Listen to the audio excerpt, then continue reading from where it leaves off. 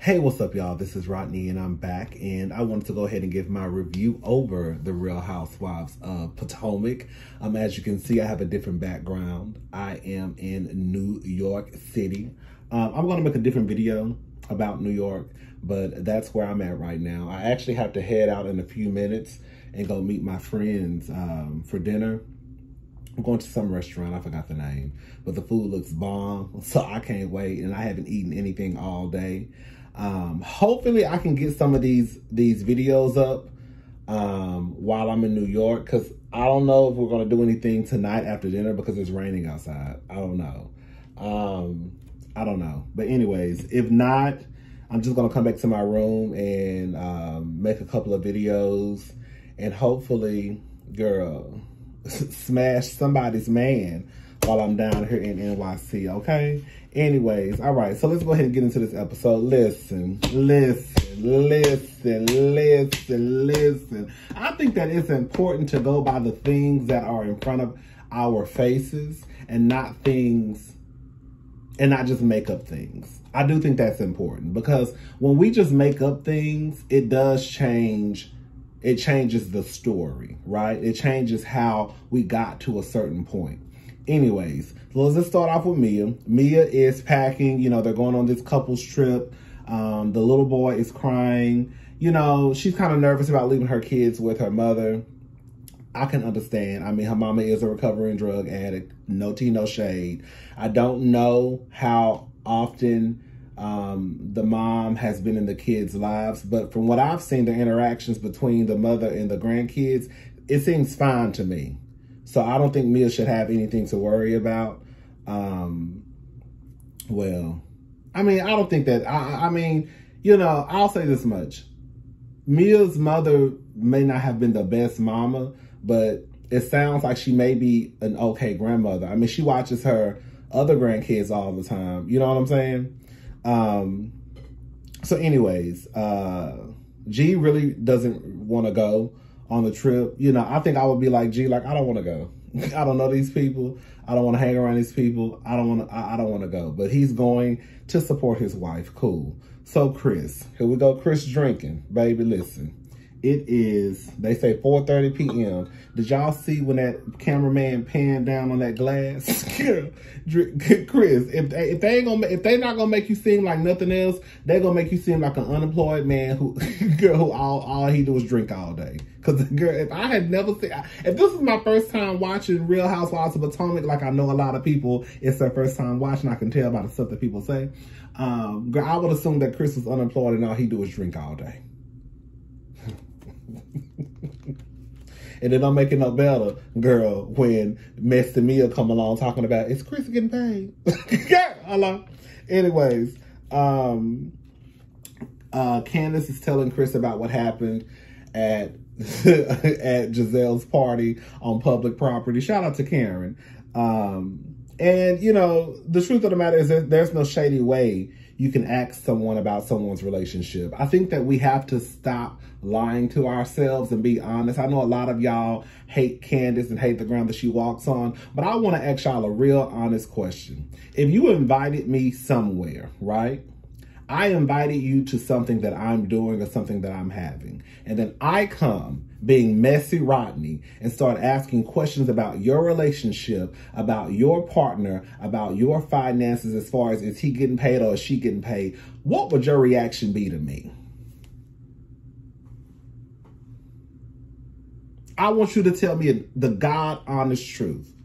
If you invite someone to something that you're having and then they start being messy, because let's just keep it all the way 1,000. Mia didn't have to be messy because Skylar and Wendy, they were minding their business. They knew Dorothy was being messy as hell, right? We all know Dorothy was being messy as hell, but the thing is they didn't engage in the mess. They stood to the side and minded their business. The only person that actually engaged was who, class? So now since she engaged, now she's going to get drugged. And that's the point that we're at. I think that we should always, one thing I love about Kimmy from Love and Marriage Huntsville, like she said, we always want to start in the middle or towards the end. Let's start in the beginning. How did we even get to this point? We know Candace's mama was being messy as hell. We know that. But guess who else is being messy? I'm going to handle my mama. But when I invite you to something that I'm having, don't come out here being messy and asking questions that are quite frankly inappropriate and disrespectful. Again, what if you invited me somewhere and I started asking questions? Well, girl, is Keisha paying Tyrone? Oh. What you think Tyrone would say? What do you think? What would your reaction be to me coming to your shit being messy? All right. Don't lie either. Tell the truth and shame the devil. Okay. So Ascala and Dre and Chris and Candace, they showed a flashback of them going out to dinner. I really don't know who came up with the idea to introduce Ascala as Robin's friend, because clearly she has more in common with Candace and with Wendy. Horrible decision, horrible decision, horrible decision. And I can guarantee you if Ascala comes back next year and Ascala is more closer to Candace, people are going to stop hating. I mean, people are going to start hating Ascala because now she's cool with Candace. Anyway, so Ashley and Robin. Ashley goes to see Robin. Robin says that Candace likes to play dirty because she's been on the receiving end of criticism about her mother. Question. I have a question. So if we are not talking about mamas, and then Robin says that Candace has been on the receiving end about criticism about her mother, then that means we've been talking about mamas, right? Because regardless of how messy some of these mamas are, from Mama Joyce to Miss Dorothy, we still talk about them. Sorry, not sorry, Mia's mama is not off limits. If we can talk about everybody else's mama, we can talk about Mia's. I think a lot of y'all want to apply these rules that y'all don't apply to everybody else. 1 minute is, oh, well, we don't talk about husbands. Well, that's a lie. Because we know they talk about husbands. We know they drag the husbands, right? Remember Ashley talking about Ray's penis? So we can go down the line of people talking about people's husbands. We don't talk about kids. That's a lie, because didn't y'all say that Giselle allegedly was trying to come up with some rumor about saying that Chance wasn't Monique's husband's son? So we know we talk about kids. And now y'all say we don't talk about mamas, which that's a goddamn lie, because we've been talking about mamas. So I'm trying to understand when y'all say shit like we don't talk about kids, we don't talk about mamas, we don't talk about husbands. What show are you talking about? Because you cannot be talking about Real Housewives of Potomac. You can't. Anyways, so she says that Candace needs to stop before she says something hurtful. That's the whole purpose of me fighting. I would think the people that grew up in the hood, the block, the ghetto, around the corner, MLK, wherever you grew up at, that's the whole purpose of fighting. It's to say something hurtful and to win, right? Am I wrong on that? Am I wrong for thinking that when you fight someone, the purpose is to come out on top? Yeah. Okay, maybe I'm wrong on that one. Giselle is weird. Giselle is delusional. She says that she basically wasn't going to accept Wendy's invitation because it was rude. Giselle, you are the same one who put in an invitation and called the people friends and haters. And then when Wendy said that she wasn't going to come, asked, why were you not going to come? And then you and your sidekick, Robin, okay, both called her a hater. So clearly your invitation was disrespectful and shady as well, right? You see what I'm saying? Like when Karen and Wendy left, Robin's exact words were, oh, the haters have left. I ain't gonna say her exact words, but she said something like the haters have left. So the haters were Karen and Wendy. But now you're mad because Wendy was disrespectful in her invitation. You were disrespectful in yours. See, I think I'm on this whole kick. I'm gonna treat you how you treat me. Okay. Robin says that she doesn't feel comfortable around Wendy. I don't feel welcome by Wendy. Robin, you're messy as fuck. Robin is the definition of throwing a rock and hiding her hands. Girl, you set your ass right at that tent, under that tent, and asked the question about what if a friend was to alter her body, and then rumors came out about her husband cheating. Girl, knowing you were talking about Wendy. And then when Wendy dragged your ass, now it's I don't feel comfortable around her. Girl, And did y'all hear when Ashley said basically she wants Robin to come? She don't give a damn about no Wendy. I thought you cared about Wendy, Ashley. Remember when you had your baby and 3 hours later you dropped him off and then drove your ass to Williamsburg to be messy, right? Remember when Ashley, as y'all say, understood the assignment, right? When she dropped her newborn baby off and then drove to Williamsburg to potentially destroy someone's marriage and then left after about 8 hours, but she understood the assignment. But now all of a sudden, girl, you don't give a damn about Wendy. I thought you cared about Wendy, girl. I thought that's why you wanted to tell her something that she already knew. How are we going to tell Wendy? You don't need to tell her shit. She heard the rumors about her husband. Now, when your husband was in that room with that white girl, you didn't know about that. That's the difference. But we're going to let it go. I did put Ashley does look good. When she went to Karen's house, she has a picture of Michael. You know what it's so, it makes me like throw up in the back of my mouth is how Ashley and Michael are really trying to paint this picture of them being this happy family, and Michael is so supportive, and Michael is this, and Michael is that. So the house. When Mia and G pulled up to that house, I thought they would have drove up to a church house. I was like, girl, I was thinking, why did y'all have Mia and G drive up to a church house knowing they was going to the wrong place? Girl, that was a house. That house looked like a church to me.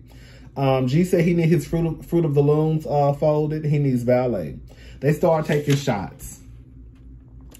Mia tells Wendy about her mother. Mia says that Candace is a spoiled brat. Okay. G. I'm gonna go ahead and say it. I think a lot of people thought that G was probably entertaining. G was weird to me. It was uncomfortable. It was cringy. When Ascala and I need to slow down because I'm trying to hurry up, but my thoughts are like racing. When Ascala and Candace were in the room and she said that G reminds her of Michael, he does.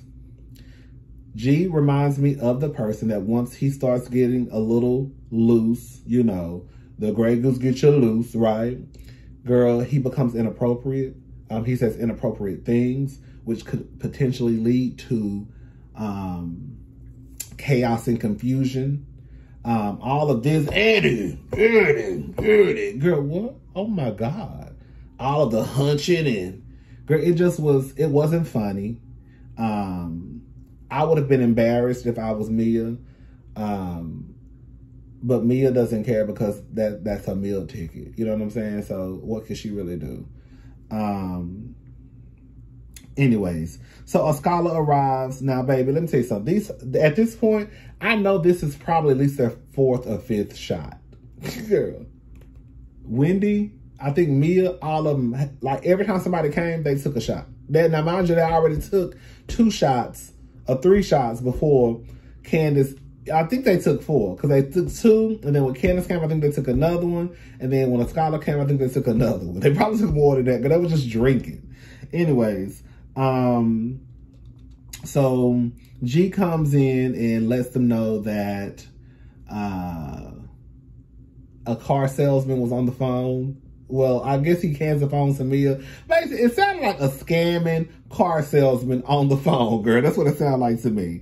Mia was about to get, I think, a custom-made G-Wagon. He told Mia, he didn't even, this is the thing, I will say this much. It wasn't that big of a deal to me when he said shut the fuck up, because from what I remember, and I only watched the episode twice, I only watched the episode once, he didn't say it like shut the fuck up. It was like something like, yeah, I don't really get the chance to tell my wife to shut the fuck up too many times. But it wasn't, I don't know, I didn't get it the way that Candace and Ascala, and I think even Wendy, I can't remember if Wendy was more a part of the conversation, but I didn't really take it that way. And all bullshit aside, I will say this, Candace, baby girl, you're the last person to be telling somebody how they should and should not talk to their partner, because, girl, I've seen you give Chris the business. Now, it might not be in front of a company, but, bitch, it's damn sure in front of a whole bunch of cameras. I've seen you and Chris curse each other the fuck out. So all I'm saying is, girl, I get what y'all are trying to say, but I don't think that this was a situation to try to use that as an example, because I really don't think that what G said to me about shut the fuck up, it wasn't like no real like shut the fuck up, if that makes sense. Anyways,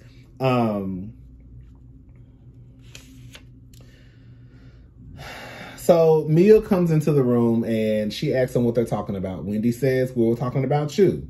So they start talking about the whole video shoot. This is a problem, right? Mia says, as a CEO, Mia, last week you just said that you were the manager. Mia said last week she was the manager. Now you're saying you're the CEO. One thing I know is that a CEO and a manager are not the same thing. Are you the CEO or are you the manager? Or did G say, let me just give her a little bit of responsibility? And now you're so happy to have this responsibility that you cannot let people not know that you are in some type of position at chiropractor's joint or chiropractor joint or whatever it's called. Mia, when you were invited to the video shoot, you were not invited to give your input about the business. And let me also say something else too. I said this last night on Twitter. How many artists have you seen shoot videos in parking lots and football fields? Because Mia's comment about it being low budget was not a comment about it actually being like low in budget as far as money. She was calling it a low budget video like, oh, this is some trash ass shit. I've seen all the greats from Beyonce on down shoot videos in parking lots. And that's just true tea. And don't get in my comment section talking about you comparing Candace to Beyonce. I'm not. I'm saying that the majority, if not all of these artists, they borrow clothes for video shoots, houses, jewelry. They make video shoots, do video shoots in football fields, parking lots. And again, Mia's comment about it being low budget wasn't being said as, oh girl, she doesn't have $1 million budget. It was, oh girl, this is some trash low budget shit. That's how she said it. And to go back to what I was saying earlier, Mia, no one asked you for your business input, sweetie. You were asked to come to be a part of the video. You don't need to come and assess shit, because this is nothing for you to assess. You were not getting paid to do anything there. You were asked to be there right along with the people that Candace thought supported her. That's why she asked everybody to come except for who? Ashley. So now you're there talking about I'm giving constructive criticism. No one asked for your criticism. No one asked for you to assess what the problem was. No one asked you to do anything but to just show up, look like Fast and Furious, chic, whatever they said, and girl, be in the video. That's it. That's it. Anyways, so Candace starts wearing Mia out. Now, did it look did it look like, okay, girl, Candace, you doing a little too much? Because it's like, Mia is just sitting there like, girl, and Candace is like, rah, rah, rah, rah, rah. But like I said, I also think that it's important to stop starting in the middle and start at the beginning. And I think a lot of y'all want to start in the middle. Y'all want to start at Candace's reaction, but you don't want to start at what made Candace react the way that she reacted. Again, if I came to some of your shit and walked in and started talking about, girl, is Kevin getting paid? What would your reaction be? What would Kevin's reaction be to me coming to your shit being messy? Right? Candace calling her a night crawler, a night walker. I don't give a fuck what none of y'all got to say. Candace was wearing Mia ass out. Now, I'm not gonna lie. I did holler and scream. I ain't gonna lie. I hollered when Mia walked by and she was twisting. And she said, these broke bitches. I'm not gonna lie. I did scream at that. Now, I was wondering when she said bitches, I was like, who's she talking about? Because it's all, she could all be talking. She said bitches, so we know it's more than one. So is she talking about a scholar and what's her name? What's the old girl name? Candace? Oh, she's talking about all three, Skylar, Candace, and Wendy. Anyways, they do the whole room. I thought Wendy was fair in choosing the rooms. She let the girls in the cottage, which was Karen and the Skylar, choose their rooms first. And then she let Ashley choose her room. And then Mia, because she wanted Mia to be comfortable, I guess because Mia was new to the group. And then Candace was last. Mia starts telling Ashley that Candace is mean. Now, I like, this is my thing. I want everybody to start putting themselves in certain situations. If you're standing there, let's just have an honest conversation, y'all. If you're standing there and you hear someone that you don't like talking about you, because at this point, Candace was talking to Chris, Mia was talking to Ashley. Mia was talking to Ashley. Mia was talking about Candace to Ashley. So if I'm sitting there talking about, and Keisha this and Keisha that, she's so mean, girl, what would you say? Because I think that a lot of people expect Candace to just sit there. You better not say nothing. That's why you got drugged the last time. Okay. So they go at it. Now, this is where we gonna stop telling lies and tell the truth, okay? They're talking. When Skylar says you called us broke bitches, Mia says she didn't. Of course, they play the clip back, show Mia calling them broke bitches. Candace says you need to go to therapy. And then Mia puts her hand in Candace's face and does like this. And then Candace says, girl, get your hand out of my face. Or don't put your hand in my face. And then she said, what are you going to do? Now, this was before the lettuce tossing, right? What are you going to do? Now, I want you to go ask your husband or ask your man or just ask yourself. If I put my hand in your face like that and said, what you going to do? All the people that grew up in the hood, the block, MLK, wherever you grew up from, if I did this, what you going to do? What you going to do? What you going to do? What are you going to do about it? What you going to do? Again, we want to switch up the rules. We want to start acting like we didn't see shit. When I literally saw Mia put her hand in Candace's face. And this is not the first time that Mia has not kept her hands to herself. She did it at Karen's home with Wendy. And what are you going to do about it? She also put her hands on Wendy and Wendy told her, don't touch me last week at the tent. And then what did Mia do again? Touch her again. So I'm still trying to figure out, if we doing this whole dragging and getting your ass whooped, why ain't nobody monkey stomped Mia yet? Because she should have got her ass whooped a long time ago based off of y'all logic. And I think that a lot of people know that if I do this to you in your face and ask you what you gonna do about it, then, like y'all said, that gives me permission to whoop your ass, right? I'm just trying to make sure we got the same rules from season to season to season to season. Because we're changing it up, okay? Candace says you're disrespectful. Girl, she says, I don't care. Candace gets a piece of lettuce and says, girl, you need to go feed yourself or something like that. They start arguing. Candace is calling her a hoe and a pimp. Yeah, do y'all think that Candace was out of line when she was calling G a pimp and G was sitting right there? I can see that being kind of out of line. But again, I think that we also need to,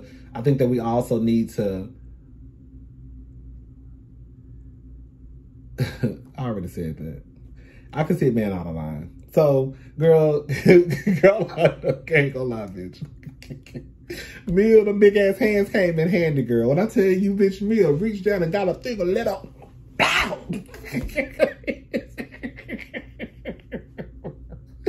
Girl, I saw some people online talking about Mia was getting Candace together. She really wasn't. Let me tell y'all something.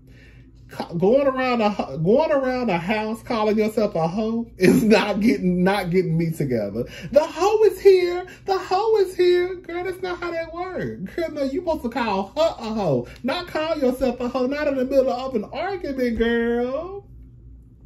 Anyways, so Candace did throw the piece of lettuce. However, again, I want to just go back to the point where we have to see how the shit really started, how the shit really got started. First of all, it started at the motherfucking when Mia was being messy. Again, the truth is Mia did not have to be messy, because guess who wasn't being messy? A Scholar and Wendy. And they knew that Dorothy was over there being a messy ass bitch, but they didn't engage, right? The person who engaged was who? Mia. Now we fast forward up to the house, and Mia is putting her hands in somebody's face, right? After we've already said that, girl, what happens when you do stuff like that? Because y'all swore up and down last year in season 5 that, girl, even though it was a big family reunion style table, that Candace, girl, let me shut up. We're not going back to season 5. All I'm saying is, girl, at the end of the motherfucking day, girl, keep the same energy for all these hoes. If we ain't talking about mamas, we gonna stop talking about Dorothy and Mama Joyce and everybody else. If we ain't talking about kids, then bitch, quiet as it's kept. Giselle should have got her ass monkey something last year for allegedly trying to come up with a lie about Monique's son, right?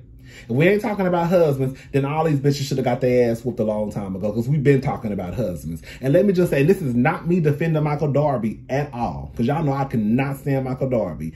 Even with the shit that Michael Darby do. They didn't have to say nothing. But they're still talking about somebody's husband.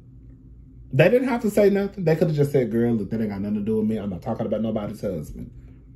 So all I'm saying is this, again, if we not going to do it, then we not going to do it.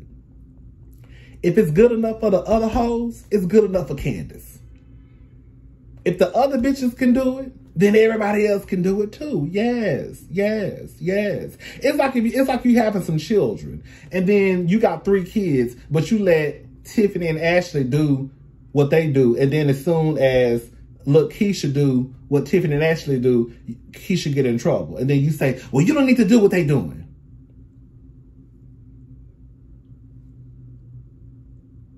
Okay, so now we got favoritism. Okay, and that's why y'all kids don't like y'all.